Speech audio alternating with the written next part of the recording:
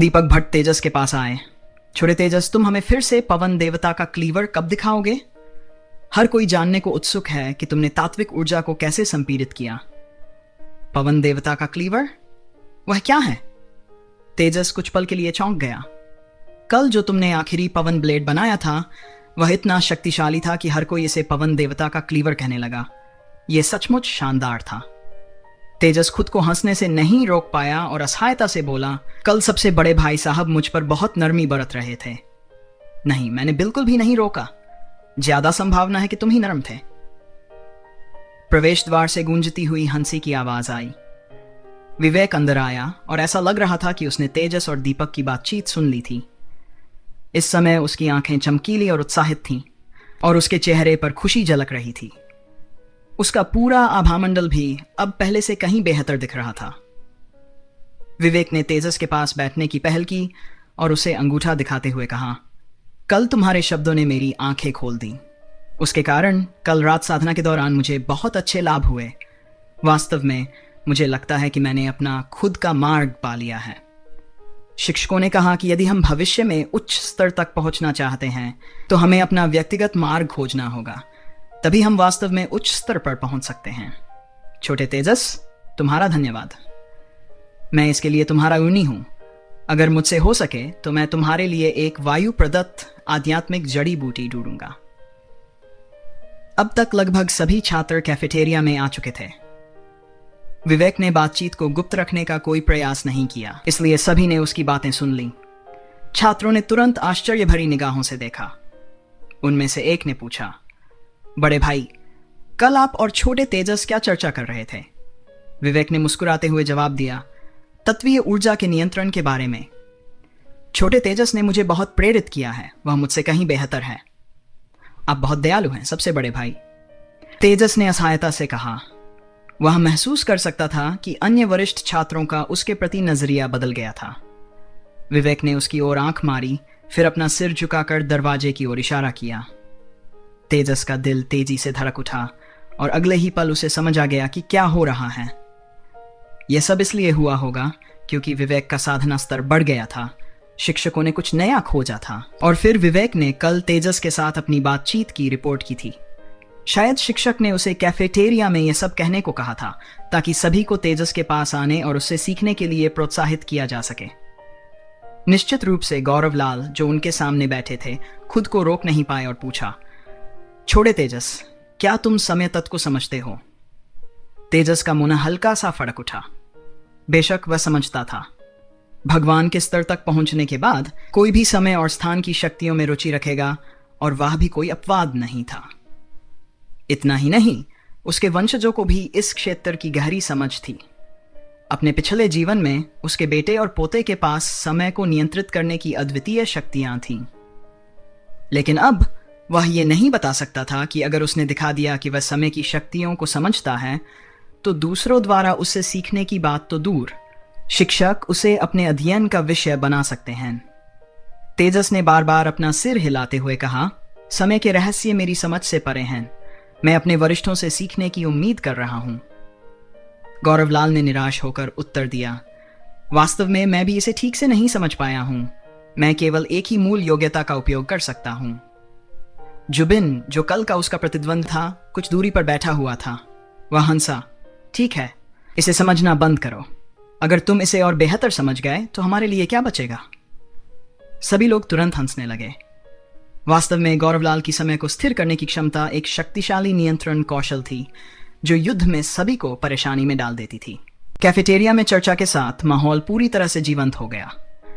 लोग कभी कभी तेजस से सवाल पूछते और वह सटीक उत्तर देता। बातचीत के विषय विविध हो गए और नाश्ता बहुत ही जीवंत और आनंददायक हो गया। तेजस को महसूस हुआ कि वह वास्तव में समूह द्वारा स्वीकार किया जाने लगा है और सबसे बड़े भाई की भूमिका इसमें महत्वपूर्ण थी। उनके प्रति लगाव ने स्वाभाविक रूप से अन्य लोगों के बीच तेजस के प्रति स्नेह को भी बढ़ा दिया। कक्षा की घंटी बजी। आज सुबह का सत्र शारीरिक प्रशिक्षण नहीं था, बल्कि छात्रों के लिए कल की थकावट से उबरने का एक मौका था। यह उत्तरी भवन के सबसे बड़े कमरे में आयोजित एक सैद्धांतिक कक्षा थी जिसमें सभी छात्रों का उपस्थित होना अनिवार्य था। इस कक्षा का संचालन शिक्षक गौतम लंकेश कर रहे थे।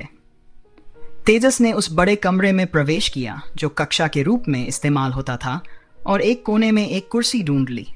दीपक भट्ट ने स्वाभाविक रूप से उसके बगल में एक सीट ले ली। बाकी सभी छात्र भी अपनी सीटों पर बैठ गए। इस बीच गौतम लंकेश दीवार पर लगे एक बोर्ड पर कुछ लिख रहे थे। शिक्षक गौतम, सभी लोग आ गए हैं, विवेक ने सूचित किया। हम चलो कक्षा शुरू करते हैं, गौतम लंकेश ने पलटते हुए कहा। उनकी नजर छात्रों पर पड़ी और अचानक तेजस पर रुक गई। आज हम राक्षस जाति के पदानुक्रमित रक्तरेखा वर्गीकरण की समीक्षा करेंगे।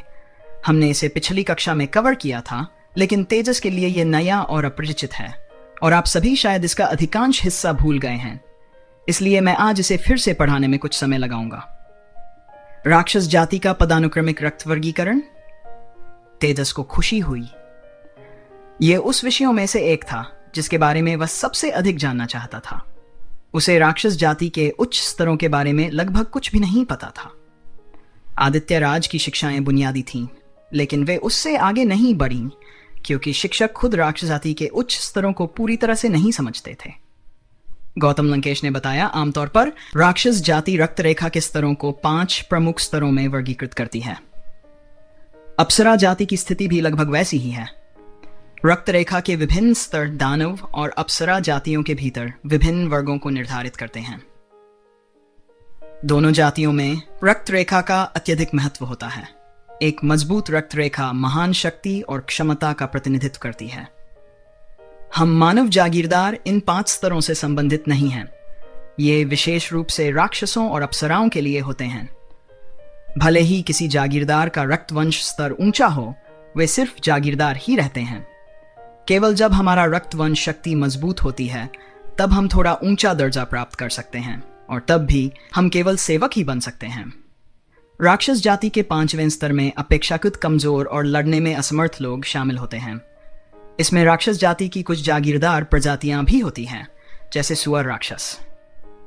सिद्धांत रूप में प्रत्येक कबीले में कोई छोटी श्रेणियां नहीं होती।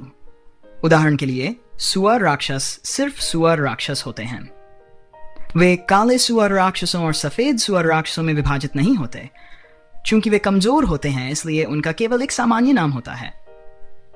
साही वास्तव में राक्षस जाति से संबंधित हैं, लेकिन चूंकि इनमें कुछ लड़ने की क्षमता होती है, इसलिए उन्हें इस श्रेणी में नहीं रखा जाता। उन्हें अलग से वर्गीकृत किया जाता है। हालांकि जो साही कुछ हद तक लड़ सकते हैं, वे उतने मजबूत नहीं होते और आमतौर पर तीसरे क्रम से ऊपर नहीं पैदा होते। भविष्य में उनके विकास की संभावना भी बहुत सीमित होती है, इसलिए वे राक्षस जाति में सबसे निचले पायदान पर माने जाते हैं। चौथा स्तर वह है जहां असली राक्षसों की शुरुआत होती है।